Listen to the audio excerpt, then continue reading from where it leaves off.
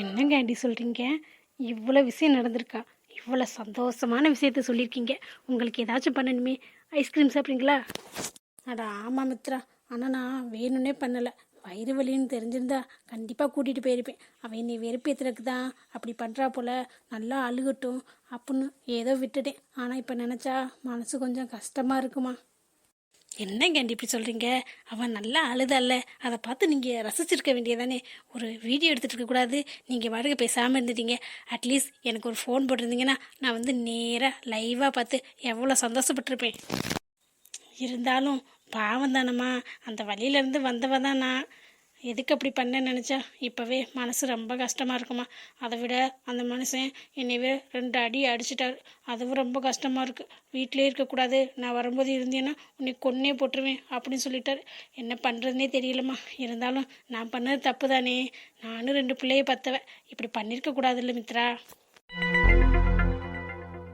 என்ன இந்த ஆண்டி பேசுறது ஒன்றும் சரியில்லையே. இவங்க பேசுகிறத பார்த்தா மருமக மேலே பாசம் வந்துருச்சோ. குழந்த பிறந்தோன்னே டோட்டலாக மாறிடுவாங்க போலையே. அது நமக்கு ஆகாதே.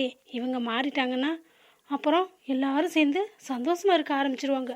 அப்போ நான் பட்ட கஷ்டத்துக்கு என்ன பண்ணுறது? அப்படிலாம் விடவே கூடாது. இவங்க மனசை மட்டும் மாற விடவே கூடாது. வலி வந்ததும் எப்படி மாறிட்டாங்க பாரு.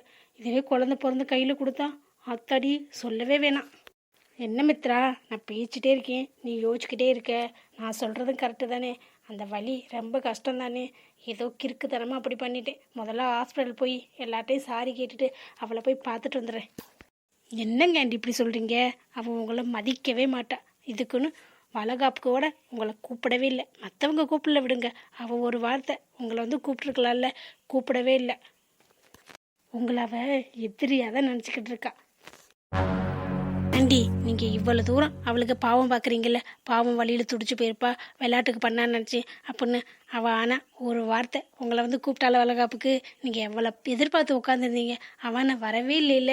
அப்போவே தெரிய வேணாம் அவளுக்கு உங்கள் மேலே எந்த அளவுக்கு பாசம் இருக்குது. அவள் மனசில் நீங்கள் எந்த இடத்துல இருக்கீங்கன்னு உங்களுக்கு தெரிய வேணாம். அதெல்லாம் கரெக்டு தான் மித்ரா. இருந்தாலும் அந்த நேரத்தில் நான் பண்ணது தப்பு தானே. அதனால தான் அந்த மனுஷன் 2 தடவை என்னை அரைஞ்சிட்டார். இது வரைக்கும் எவ்வளோ கோவம் வந்தாலும் என்னை அடிக்கவே மாட்டார். வாய் வார்த்தையில் பேசிட்டு விட்டுருவார். ஆனால் இந்த தடவை அடிச்சிருக்காருன்னா அப்போ நான் பண்ணது பெரிய தப்பு தானே. அட என்னடா அது, இந்த ஆண்டி மறுபடியும் பழைய வரியே போகிறாங்க. இவங்கள நம்ம கண்ட்ரோல் கொண்டு வரலாம் பார்த்தா இவங்க மனசு மாறிடுவாங்க போலையே. சரிங்க ஆண்டி, அப்புறம் உங்கள் இஷ்டம். நான் சொல்ல வேண்டியதை சொல்லிட்டேன். நீங்கள் மறுபடியும் போய் ஒட்டிக்கிறதுனா ஒட்டிக்கிங்க. ஆனால் ஒன்று, அவன் மறுபடியும் உங்களை எப்படி பார்ப்பான்னு உங்களுக்கே தெரியும். சும்மாவே உங்களை மதிக்க மாட்டா. இனி குழந்தை வேற பிறந்துச்சா எல்லாரும் அவளை தாங்குன்னு தாங்குவாங்க. இனிமே யாரும் உங்களை மதிக்கவே மாட்டாங்க. அதை மனசில் வச்சுக்கோங்க. அவளை தான் எல்லாரும் தாங்குவாங்க. நான் சொன்ன மாதிரி நீங்கள் அந்த வீட்டில் ஒரு செல்லா காசு தான். இந்த கட்டில் மெத்த மாதிரி இருக்க வேண்டியதான். பொங்க அவங்ககிட்ட போய் சாரி கேட்டுட்டு அந்த மாதிரியே இருந்துக்குங்க. ஆமாம் மித்ரா, நீ சொல்கிறதும் ஒரு வகையில் கரெக்டாக தான் இருக்குது. சும்மாவே இது நாள் வரைக்கும் யாரும் என்னை மதிக்கிறதே இல்லை. இப்போ குழந்த பிறந்துருச்சுன்னா நீ சொல்கிற மாதிரி அவளை தான் தாங்குன்னு தாங்குவாங்க. என்னை போட்டு வறுத்தெடுப்பாங்க. அத்தாடி, அந்த வாழ்க்கை எனக்கு வேணாம். நீ சொல்கிறதே நான் கேட்குறேன் மித்ரா. Super aunty. நான் கூட நீங்கள் என்னமோ உங்கள் மனசை மாற்றிக்கிட்டு அந்த பக்கமே போயிடுவில்லோன்னு நினச்சேன். போனால் எனக்கு ஒன்றும் பிரச்சனை இல்லை. பாவம் உங்கள் தன்மானம் தான் போகும். அதனால தான். இல்லை மித்ரா, எனக்காக நீ இவ்வளோ தூரம் எடுத்து சொல்கிற பாரு. இந்த மாதிரி யார் சொல்லுவா? உனக்காண்டியே நான் என் மனசை மாற்றிக்க மாட்டேன். போதுமா? அதுதானே எனக்கு வேணும். ஆனால் அந்த மனுஷன் தான் நான் வரையில் வீட்டிலே இருக்கக்கூடாது, கொன்று போட்டுருவேன், இல்லைன்னா சோத்தில் விஷத்தை வச்சிருவேன்னு சொல்லியிருக்காரேம்மா.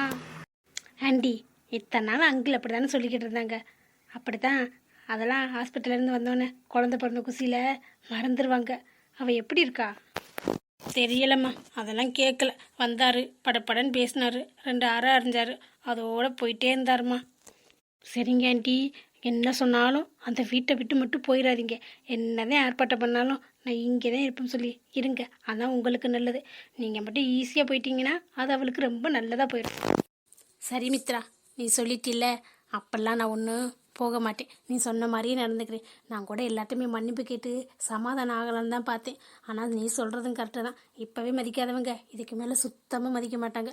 நான் போய் மன்னிப்பு கேட்டேன்னா அதையும் சாக்குன்னு வச்சு என் தலையிலே எல்லா வேலையும் கட்டிடுவாங்க. அதனால நீ சொன்ன மாதிரியே நடந்துக்கிறேன். சரிங்க ஆண்டி, நான் எது சொன்னாலும் உங்கள் நல்லதுக்கு தான், புரிஞ்சு நடந்துக்குங்க. சரிம்மா மித்ரா, அதனால தானே உன்னைய பார்க்க வந்தேன். நீ ஏதாச்சும் சொல்லுவேன்னு. என்னங்க மாப்பிள்ளை போனவர் என்ன காணோம்? மீரா கிட்ட பேசினாரா என்னன்னு தெரியல. பேசியிருப்பாரு, அவ என்ன சொன்னாலும் தெரியல. புரிஞ்சுக்கிட்டா சரி. என்னன்னு தெரியலையேங்க, மாப்பிள்ளையும் என்ன காணோம்? இருமா, பார்த்து பேசிட்டு தானே வரணும். எனக்கு என்னவோ மீரா மனசு மாறுற மாதிரி தெரியல. புடிவாதக்காரி, எதையும் நம்ப மாட்டான். பார்ப்போம். இந்தா மாப்பிள்ளையே வந்துட்டார் பாரு. வாங்க மாப்பிள்ளை, உங்களை தான் காணும்னு எதிர்பார்த்துக்கிட்டே இருந்தேன். என்ன மீரா கிட்ட பேசிட்டீங்களா? அவ புரிஞ்சுக்கிட்டால, நாளைக்கு கல்யாணம் பண்ணிக்கலன்னு சொல்லிட்டால, அந்த சிவாவை பத்தி எல்லாம் எடுத்து சொன்னீங்களா? புரிஞ்சுக்கிட்டால? இல்லைங்கத்த, நீங்கள் சொல்லியே கேட்காதவ நான் சொல்லியே கேட்க போறா? நீங்கள் சொல்கிறீங்களேன்னு தான் நான் போய் பேசினேன். அவள் பிடிவாதமாக இருக்கா. என்ன மாப்பிள்ளை, அந்த பையனை பத்தி எடுத்து சொல்லியிருக்கலாம்ல? அதெல்லாம் எல்லாம் சொல்லிட்டேன். அவள் கேட்குற மாதிரியே இல்லை. என் வாழ்க்கை தானே நாசமாக போகுது, உங்களுக்கு என்ன கவலை, என் வாழ்க்கையை நானே பார்த்துக்கிறேன் அப்படி இப்படின்னு கண்ணு அப்படின்னா இப்படிலாம் மீரா பேசி நான் பார்த்ததே இல்லை. எப்படி தான் இப்படி மாறினா இல்லை, மாற்றி வச்சுருக்கேன். அதான் மாப்பிள்ள நானும் சொன்னேன், மீரா மனசை மாற்றிக்க மாட்டான். வேற ஏதாச்சும் வழியை கண்டுபிடிக்கணும். ஆனால் ஒரு நாளைக்குள்ள என்ன பண்ண முடியும்? கொஞ்சம் டைம் இருந்தாலும் பரவாயில்ல. அந்த படுபாவி பையன் என் பொண்ணு மனசை மாற்றி என் பொண்ணு வாழ்க்கையே கெடுக்க பார்க்குறேன். கடவுள் தான் காப்பாற்றணும். அம்மா, மீரா இல்லையாம்மா? இல்லைம்மா, எங்கேயோ வெளியில் போகிறோம் போயிட்டா. எங்கே போகிறேன் வரேன்னு சொல்லிட்டா போகிறா. ஏம்மா, இதுவும் வேணுமா? இல்லைங்கம்மா, அதெல்லாம் ஒன்றும் இல்லை. ஒரு புக்ஸ் வாங்க போகணும், அதான் வரேன்னு சொன்னான். அதான் சரி வந்து கூப்பிடலான்னு பார்த்தா இல்லைன்னு சொல்கிறீங்க. சரி, நான் தனியாகவே போய்க்கிறேன். ஆமாம், இவங்க தான் அசோக்கா? ஆமாம்மா, இவர் தான் அசோக் தம்பி. அண்ணா, நல்லா இருக்கீங்களா? ரொம்ப கஷ்டமாக இருக்கு உங்களை நினச்சா. மீரா பண்ணுறது எனக்கு தான் பிடிக்கல. நானே எவ்வளவோ சொல்லி பார்த்துட்டேன், அவள் கேட்குற மாதிரி தெரியல. பரவாயில்ல விடுமா, எனக்கு எல்லாம் பழகி போச்சு. என்ன அந்த சிவாவை நினச்சாதான் எனக்கு ஒரு மாதிரியா இருக்கு. சிவாவா? ஆமாம்மா, அந்த பொறுக்கி பேர் சிவா தான். அவனை தான் கல்யாணம் பண்ணிப்பேன்னு ஒத்த காலில் நிற்கிறா. என்ன சொன்னாலும் புரிஞ்சுக்கவே மாட்டேங்கிறா. என்ன பண்ணுறதுனே தெரியல. ஒருவேளை அவனா இருக்குமோ? இருக்காது. சிவான் அவன் ஒருத்தன் மட்டும்தான் இருக்கானா? எத்தனையோ பேர் இருக்காங்க. இருந்திருந்தா நம்ம கண்ணில் மாட்டிருப்பானே. வேற யாராச்சும் இருக்கும். அவனை மாதிரி பொறுக்கி எத்தனை பேர் அவன் பேரில் இருப்பாங்க. அவன்ல எவனாச்சும் ஒருத்தனா இருப்பேன். ஏம்மா நீ ஒரு மாதிரி நிற்கிற? இல்லைண்ணா, என்னை ஒரு பொறுக்கி ஏமாத்தினல்ல, அவன் பேரும் சிவா தான். அதான் யோசிச்சுட்டு இருக்கேன். என்ன கவி சொல்ற? அவன் பேரும் சிவா தானே? இதெல்லாம் நீ சொல்லவே இல்லை. ஆமா, நீ பேரை சொல்லவே இல்லையம்மா. நம்மளும் கேட்கவே இல்லை பாரு. ஒருவேளை அவனா இருக்குமோ? அவனா இருக்கும் தான் சாக்காயிருப்பாங்களோ? இருக்கலாம். ஒருவேளை இல்லாமல் போகலாமே. ஏம்மா தங்கச்சி, நீ கல்யாணத்தப்பெல்லாம் ஃபோட்டோ எடுத்திருப்பில்ல, அந்த ஃபோட்டோ எதுவும் வச்சிருக்கியா? இல்லைண்ணா, என்கிட்ட ப்ரூஃப்ங்கிறது ஒன்றுமே இல்லை. பத்திரிக்கை அடிச்சும் கல்யாணம் பண்ணலை, ரிஜிஸ்டரும் பண்ணலை. ஃபோட்டோ எடுத்தது பூரா அவனோட ஃபோனில் மட்டும்தான். அவன்கிட்டே இருக்குது, என்கிட்ட ஒன்று கூட இல்லை. என்னம்மா இப்படி சொல்கிற? ஒரு ஃபோட்டோ கூட இல்லையாம்மா? அவன் ஃபோனில் எடுத்திருந்தாலும் உனக்கு ஏதாச்சும் அனுப்பிச்சி விட்ருப்பான்ல. சப்போஸ் டிபியில் வச்சு நீ சேவ் பண்ணி அந்த மாதிரி ஒரு ஃபோட்டோ கூட இல்லையா? ஏன்னா, ஒருவேளை இந்த சிவா தான் அந்த சிவாவாக இருக்கும்னு நினைக்கிறீங்களா? இல்லைம்மா, அப்படின்னு ஒரு டவுட் இருக்குது. அதோடையும் உன்னை ஏமாத்தினவன் எவன் தெரிஞ்சா அவன் என் கண்ணில் மாட்டானா தும்சம் பண்ணி அடிச்சு நுறுக்கிற மாட்டேன். அதுக்காக தான். இல்லைண்ணா, அப்படி என்கிட்ட எதுவுமே இல்லை. உங்ககிட்ட இல்லைன்னா என்ன? உன் ஃப்ரெண்ட்ஸ் யார்ட்டையாச்சும் அந்த மாதிரி கேட்டு பாருவேன்.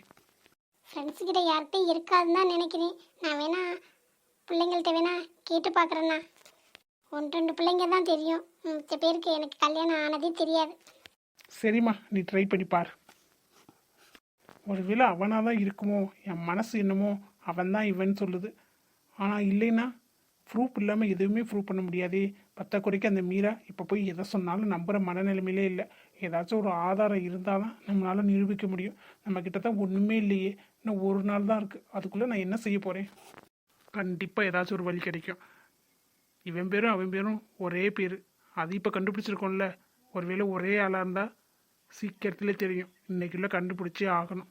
ஆனால் ஃபோட்டோ இல்லைங்கிறாங்களே. நல்லா பிளான் பண்ணி தான் காய் நகர்த்திருக்கேன், ஒரு ஃபோட்டோ கூட இல்லாமல். பாட்டி என்ன பாட்டி இது? டாக்டர் உள்ள போய் ரொம்ப நேரம் ஆச்சு, இன்னும் வெளியில வந்து எதுவுமே சொல்லாம இருக்காங்க. எனக்கு பயமா இருக்கு பாட்டி. சாதனாக்கு ஒன்றும் ஆகாதுல்ல, நல்லபடியா குழந்தை பிறந்துடும்ல பாட்டி? அதெல்லாம் ஒன்றும் ஆகாது தம்பி. நல்லபடியாக குழந்தை பிறந்து ஆரோக்கியமாக இருப்பா. நீ போட்டு எதையாச்சும் போட்டு மனசை குழப்பிக்காத. ஆமாண்ணே, அன்னைக்கு ஒன்றும் ஆகாது. இந்த நேரம் பார்த்து நாங்கள் யாருமே இல்லாமல் போயிட்டோம். அதான் மனசுக்கு ரொம்ப கஷ்டமாக இருக்குது. ஃபோன் அடித்தோன்னே பதறி அடிச்சுக்கிட்டு ஓடியாந்துட்டோம். இல்லம்மா, அவ சின்ன வலிய கூட தாங்க மாட்டாளா? இப்போ எனக்கு அதை நினைச்சா ஒரு மாதிரியா இருக்கு. அவ இத்தனை நாள் பயமா இருக்கு பயமா இருக்குன்னு சொல்லும்போது கூட எனக்கு ஒன்றும் தெரியல. எல்லாரும் குழந்தை பெற்றுக்கிறாங்க அப்படின்னு சாதாரணமா நினைச்சிட்டேன். ஆனா இப்போ அவ வழியில கத்துனதை பார்த்தேன் பாரு, எனக்கு அப்பவே மனசு நொறுங்கி போச்சுமா. விடுப்பா தம்பி, எல்லாருக்கும் ஒவ்வொரு கஷ்டம் இருக்கத்தான் செய்யும். அதை பொறுத்து தான் ஆகணும், வேற என்ன பண்றது. ஆமாம் மச்சான், அக்காவே அங்கே தைரியமா இருக்காங்க. நீங்க ஏன் போட்டு புலம்பிக்கிட்டே இருக்கீங்க? எல்லாம் நல்லபடியா நடக்கும், தைரியமா இருங்க. பாட்டி நீங்க சொல்லுங்க பாட்டி, சாதனாக்கு ஒன்றும் ஆகாதுல்ல? கார்த்தி, இந்த பாட்டி சொல்கிறல்ல, ஒன்றும் ஆகாது. சாதனா நல்லபடியாக இருப்பா. குழந்தையும் நல்லா ஆரோக்கியமாக பிறக்கும். இந்த பாட்டி சொல்கிறத நீ கேட்க மாட்டியா? சும்மா போட்டு மனசை போட்டு நீ அப்படி படபடன்னு அடிச்சுக்கிட்டே கிடக்குற.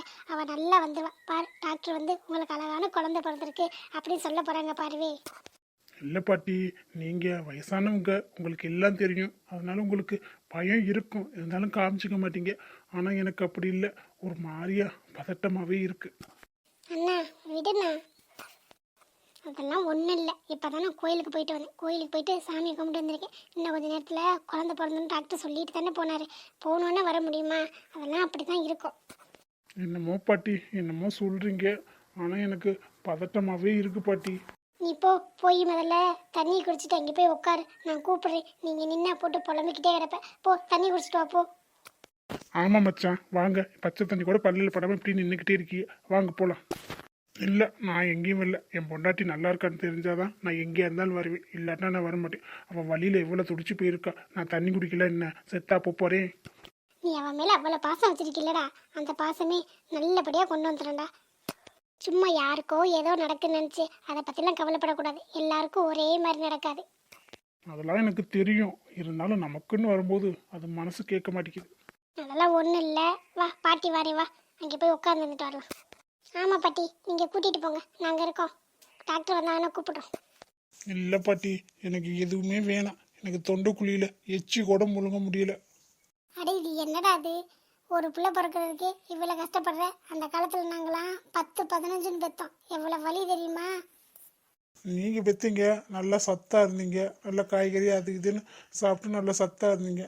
ஆனா இப்ப அப்படி இல்லை, உடம்புல சத்தே இல்லை, வலி தாங்குற சக்தியும் இருக்காது. அதான். வாடா, உன்னை விட்டு ஏதாச்சும் பேசிக்கிட்டே இருக்க. வா முதல்ல தண்ணி குடிச்சிட்டு உட்காந்துட்டு வரலாம்.